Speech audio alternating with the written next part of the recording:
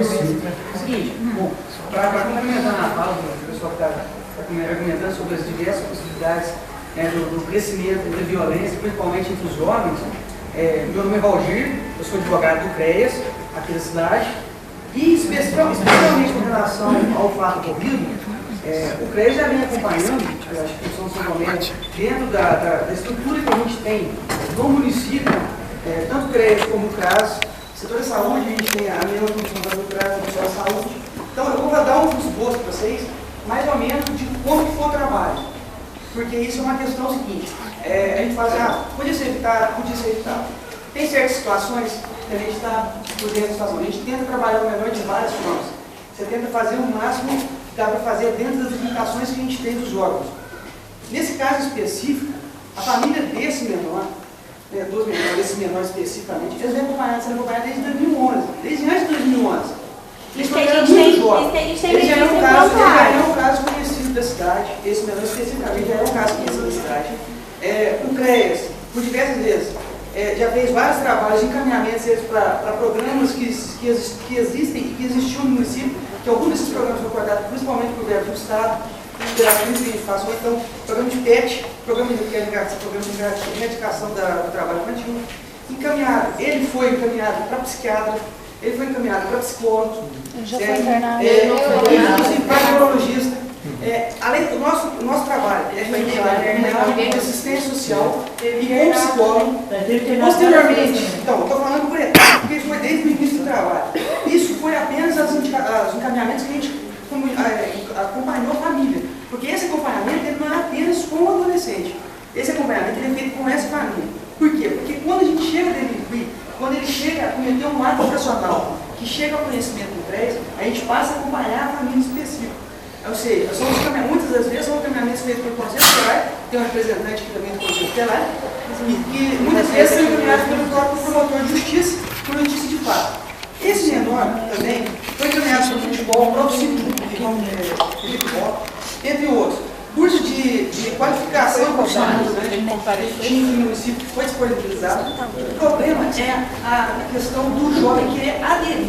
Quando a pessoa é criada no meio e ele não tem assim, a vontade própria, esse jovem específico tinha um irmão que também estava sendo encaminhado pela mesma situação. Vamos falar pelo mesmo caminho que a gente conduz, o caminho da criminalidade. O irmão foi internado compulsoriamente, porque a gente conseguiu uma internação compulsória dos dois. Encaminhamos o internamento para a internação compulsória. Foi pedido através da promotoria de justiça e ele passou 2 anos internado. Uma vez internado para a gente, depois foi transferido para internado porque estava dando problema. Ele invadiu das clínicas de tratamento durante o tempo. Voltou. Ele não teve muita coisa, mas não teve o apoio da família também. A família, às vezes, era muito ausente. Eu acho que a base disso, a base da situação, o pai e a mãe foi chamados, eles foram implicados, entendeu? Inclusive o pai dele. O pai dele. Muito pai, muita mãe, está com problemas de vício, com problema de bebida, desestruturada a mãe foi encaminhada para problema social, cara. Exatamente. É muito mais amplo. É um problema social. Não, e a polícia. A polícia é uma parte da pena deles também. O povo lá, isso não pode sair. Hoje aqui nós estamos falando do problema social, exatamente. É a questão, é a situação que vem se transformando, é a situação que vem crescendo, né? E nós estamos tentando, por meio das ferramentas que a gente tem, conseguir chegar no ponto de resolver ou pelo menos reduzir essa situação. A questão, só para concluir. Então, depois desse tempo de internação que ele foi, para poder parar, ele ficou 2 anos fora do município. Ou seja, ele ficou 2 anos afastado do meio que ele sempre cometeu, do meio que ele sempre praticava, os delitos que ele sempre praticou, que todo mundo já conhece da cidade. A família foi trabalhada junto com a equipe do CRAS, foi trabalhada junto com a equipe de saúde, que foi encaminhado para tratamento, foi encaminhado para neurologista. A família também, não só ele, porque a mãe dele tinha problema. Então, ou seja, ele foi um jovem que começou, eu estou falando de um caso, estou dando um exemplo, porque nós temos várias situações, o sargento sabe, o nosso problema é estrutural, não é um caso isolado. São Tomé, aconteceu esse caso fatídico, por exemplo, porque faltou policial. Não acredito que seja porque faltou policial no dia, no exato momento, porque poderia estar em outro local, uma missão que teria acontecido de repente em outra situação.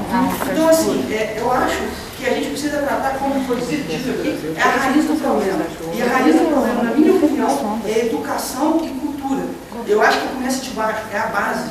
A gente não adianta a gente querer fazer, como ele disse aqui, querer fazer, jogar a responsabilidade para a escola, educar os nossos filhos. Porque a escola faz escolarização. Nós em casa vamos fazer educação. Então, assim, só para ter uma dimensão de como que a situação é mais complexa.